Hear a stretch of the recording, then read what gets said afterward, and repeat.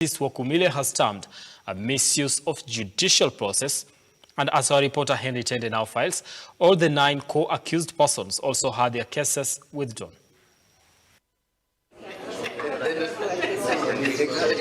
When the corruption case was instituted against him, Rigathi Gachagua, now the Deputy President of the Republic of Kenya, was very categorical that he is an innocent man being vilified for his political affiliation with his close confidant and now the head of state, President William Ruto. He's on record for the 9 and 10 accused. And today, the very office that had instituted the case against the Deputy President was before the Anti-Corruption Court with a request to quash Gachagua's case in its entirety. The office of ODPP and that of the DCI, in a twist of event, pleaded with the court to free Gachagua, arguing that the case lacked sufficient evidence to continue. The Hajis-led office blaming the DCI under the former boss, George Kinoti, for doing a shoddy job.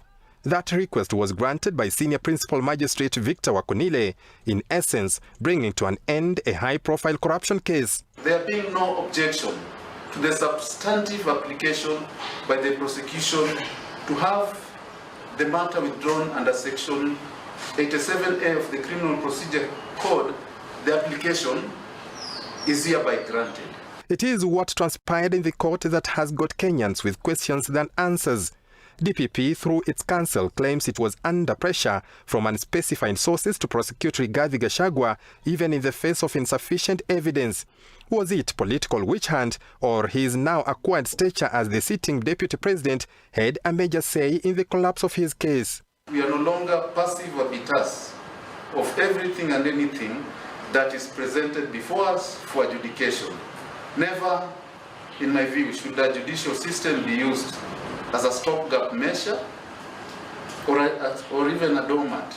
There is need to respect institutions.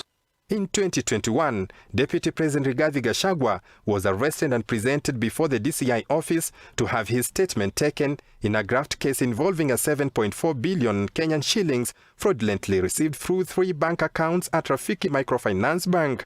Or the 9 co-accused William Wahome Mwangi, Anne Nduta Ruo, Julian Jahenda Makaa, Samuel Murimi, Grace Wambui Kariuki, Lawrence Kimaru, Irene Wambui Ndigiriri, David Reuben, and a company Rapid Medical Supplies had their cases withdrawn. The DPP, the DCI ought to have from the word go known that you cannot take someone in court in anticipation that you'll get further evidence.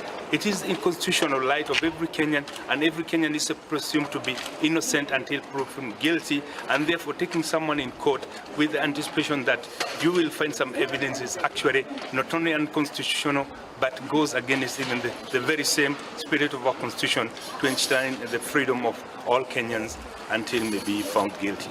Indeed, the freedom has come for Deputy President Rigathi Gachagua. Henry Tende, Look Up TV. All right, away from justice.